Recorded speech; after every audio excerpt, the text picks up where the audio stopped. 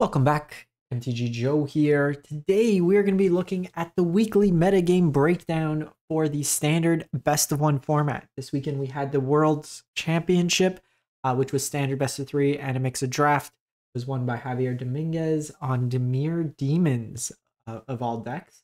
Doomsday is officially a World's Champion, but we're going to take a look at the best of one meta. It's been about a week now since we had the banning of Leyline. We'll see how things have kind of settled into the format, what's being played. And because it's towards the end of the month, we're going to be focusing our attention predominantly on the Mythic Rank decks only in terms of win rate. Usually earlier in the month, we stretch it out a little bit more. But towards the end, these people are trying to push into that top 1200, top 250 spot to secure their qualifier weekend token. We're going to be focusing on the decks that are doing well at the top of the ladder. So we'll kind of go from there. So as always, we get the data from UntappedGG, companion tool that runs alongside Arena's client, aggregates user win rates, gives us a whole bunch of cool stats. They recently introduced a replay feature, so I can show that as well as we get to the later video where you can watch, like, it basically looks at the logs and it'll recreate the game state in the the browser window. So it's really cool against, like, when you're seeing sideboarding and stuff from players in terms of like what they're bringing in, what they're taking out. So it's kind of like a virtual sideboard guide. So it's another cool solution that they have. So if you want to use Untap, link is in the video description. And then I will paste all these deck lists, timestamp them, and go from there. So as always, we start with the popularity of deck. We look at the kind of metagame distribution, what people are playing in the most volume, and then what is winning the most as a secondary look. Play rate doesn't always correlate to win rate. Sometimes does, sometimes doesn't. So we kind of look to kind of see what is being played. Quick programming note, we are 29, math, Joseph. We are 29 away subs from 15,000 on the channel. If you haven't subbed, free, easy, helps with the channel. We are trying to hit the goal of 15,000. Appreciate everyone who has subbed, YouTube members, likes, comments, greatly appreciate. It's a really sweet milestone for me to hit. I put a lot of work in and to see it kind of pay off. So let's jump into it.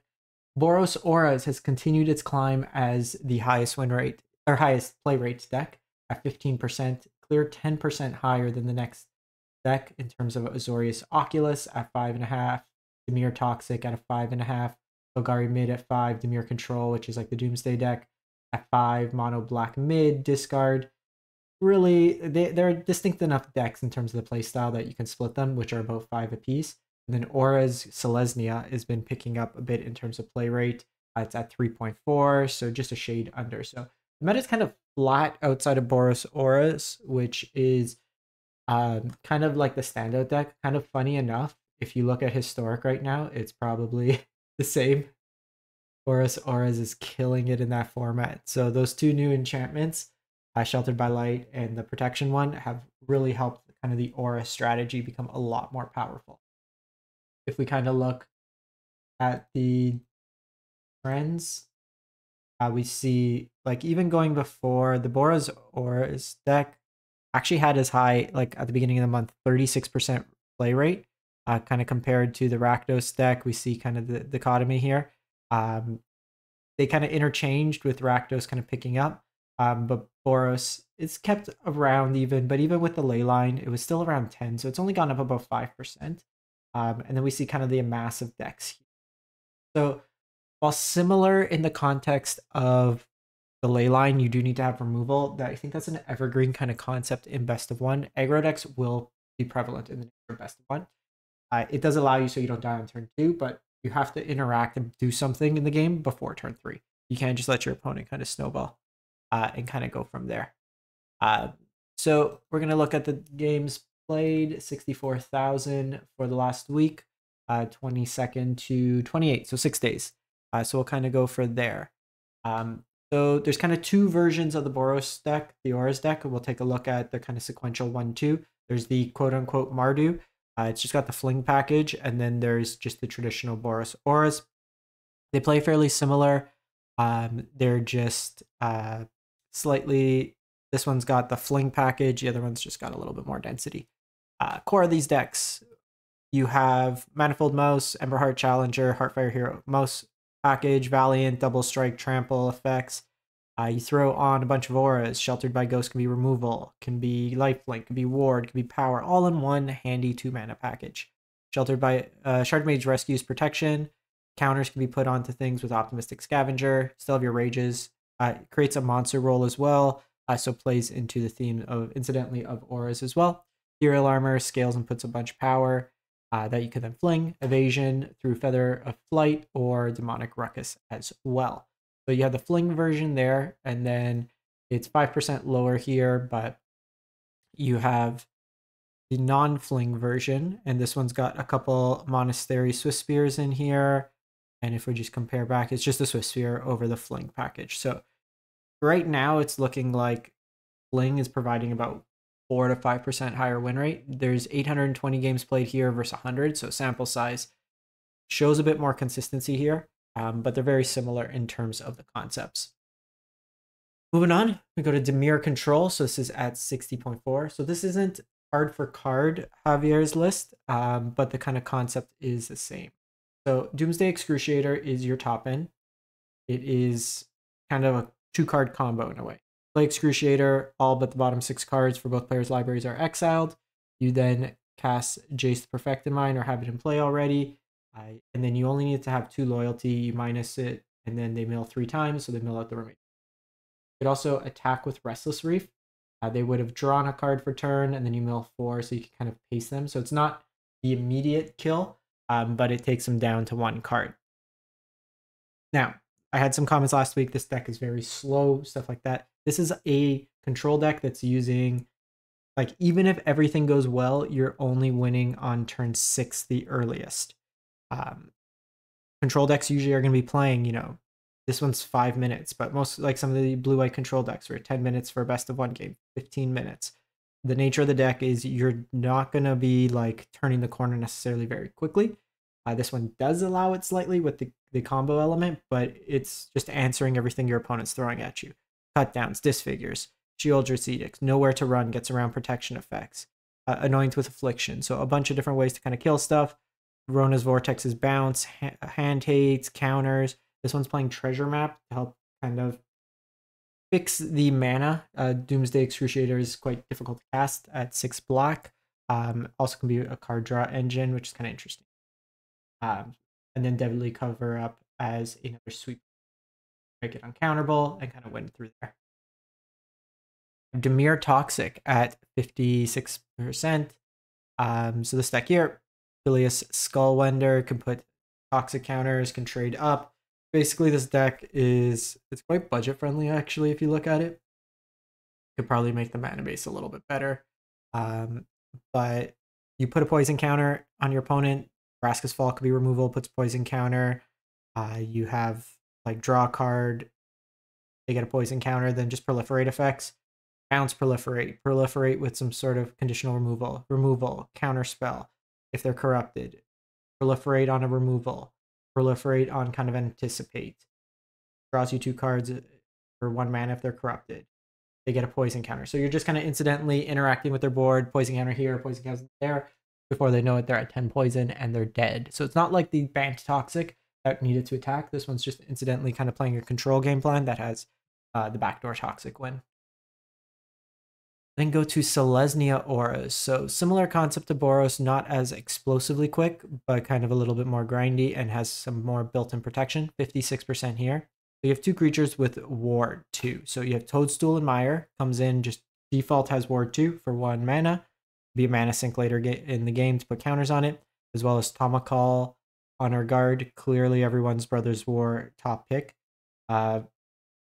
Kind of vanilla 2 mana 3/1 Ward 2, but it's really just to kind of throw your opponent off curve. But being able to play out a creature and then not have to worry about protection spells necessarily, allowing you to potentially untap, is quite beneficial. Green gives you access to Audacity, Royal Treatment as protection effect, Innkeeper's Talent, can put counters on things, and then give you additional ward. Calyx can make copies of enchantments and act as another copy kind of Optimistic Scavenger of putting counters on things. So you just make kind of big creatures, give them evasion, give them trample, or actually Audacity can give trample in this version, and then just kind of smack into your opponent that way there. Moving on, we go to 4-color Reanimator. This is the Squirming Emergence deck. So this one kind of hovers between like high 50s to low 50s week to week. Just kind of depends on how the games go. See Terror Tide in the main, just another sweeper access in addition to Harvester Misery can kind of sweep things up. This deck, what you're trying to do is self-mill, loot, put cards into your graveyard, build up a permanent count where then you could cast Squirming Emergence and bring back something like Portal to Phyrexia, one with the Multiverse, Traxa, or Lumra. Lumra then buys back all your lands that you've kind of milled and you go to town like that. So it's kind of a cheaty Reanimator through the Emergence card. The nice thing is with Founding of the Third Path, it can rebuy copies of Squirming Emergence that you've milled over. Moving on, we go to Azorius Oculus, 55%. So this version here, we've seen week to week as far as Dismissal, I think it is, the 3-mana bounce that gets cost reduction if they're attacking to 1 mana. The bounce is quite good against the Auras decks, but they do have kind of protection at times, so having more cheap interactions good. We've covered this kind of week to week. This is one of the most played decks in best of 3 as well. Kind of cataloging is the term, where you draw, discard, shape your hand, put cards into the graveyard to either hard cast the Abhorrent Oculus, or you could recommission it or Helping Hand to reanimate it back. So then you kind of get that. So I think this deck, it's very customizable. You just have to kind of tweak the interaction. I would think that it could have a good matchup. It just depends on how you want to play it out. If you really want a metagame, like these decks in best of 3 in the sideboard play Temporary Lockdown, which can be a kind of sneaky way to just cheat out like the wins that way there. You lock down your opponent's board, and then you have your 3-mana threats that kind of are evasive to it. Golgari Mid, so this one's at 54%, so this is close to Marcio Carvalho, who came second in the event. So these lists here, they're like mid-rangey, but a little bit more forward focused in terms of applying pressure. Full set of duress in the main, cut downs as removal, annoyance, go for the throats. You have Mosswood Dread Knight for card advantage, along with Caustic Bronco. But a lot of these lists now are picking up Unholy Annex as a card draw engine, along with Archfiend the Dross to get that drain. So in this deck, you effectively have 8 6/6 demons that could close out the game very quickly. Glissa gums up the board, really nice against like the Aura strat, stuff like that. Tranquil Fillback can blow up artifacts and enchantments well. So a lot of pieces of removal, and then some big bodies there to kind of soak up. So this one's from Diamond to Mythic. Domain wasn't doing too well in Mythic rank, but in Diamond, it's still putting up some reasonable results. Access to Temporary Lockdown in the main. It's core base green-white now. That's just using Overlord of the Hauntwoods to kind of fix the mana base to allow Domain for Leyline Binding as well as Atraxa. You'll see kind of one of each basic, but every other land is pretty much making green, white, blue. They cast these spells. Overlords, Sunfalls as sweepers, Angel is another way to be a win condition along with Herd Migration. Pretty stock Domain, just the Overlords kind of revision to the deck. And then lastly, we're going to cover 2 decks from the community that recently got Mythic. So Skizza's ones went 30 and 13 with a variation of mono black slasher. So this we've had kind of the combo demon win. So slasher into Bloodletter, insta win. You have Archfiend the Dross here as another way with the Unholy Annex to get some value to train him out. Really interesting to see 4 Shieldred. A lot of lists in like best of 3 have kind of trimmed on Shieldred in lieu of playing just more Archfiend. This is also bad to draw in multiples. So it could be just, drop 2 of these, play the full Archfiend since they play better, or like 2 of these, 3/3, plays a little better on curve. Nowhere to Run is another card you may want to consider over something like Bitter Triumph with the number of auras going around. And then maybe split that with Cut Down, just given that you're heavy on the 2s as well. So that's something an eye out. Then lastly, we have Mono Red. So there's a best of 3 Mono Red list at Worlds that went to the semis and was one game win away from winning the match to go to the finals. At that point, they were 7-0 in constructed at the event. So you'll see the full kind of best of 3 here, but best of 1, this list, a couple of folks have been doing well. Very kind of lean, no slick shot, just kind of beat down creatures. You have the Mouse Package, Emberheart, Manifold, Heartfire Hero, Also, Hired Claw with the Rockface Village can get haste. Just multiple ways to kind of ping at your opponent. Monstrous Rage, Shock, as well as Lightning Strike and Frenzy. So a lot more removal that you traditionally see than the best of one. And then Screaming Nemesis. Just you're putting so much early pressure that your opponent needs to kind of get rid of removal. And then the Nemesis can also just deal that remaining damage. One thing that was pretty cool that I saw in the event, they shocked their own Nemesis when the opponent was going to have a Shieldred trigger. So then the Nemesis could redirect the damage and then stop the life gain. So that was a kind of a cool interaction as well. Nemesis doesn't care how it's dealt damage. It's just that it's dealt damage, and then you could kind of put that emblem on your opponent that they can't gain.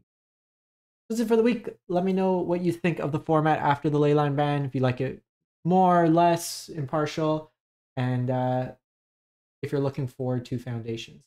Anyways, we'll catch you next time. Thanks for watching. Stay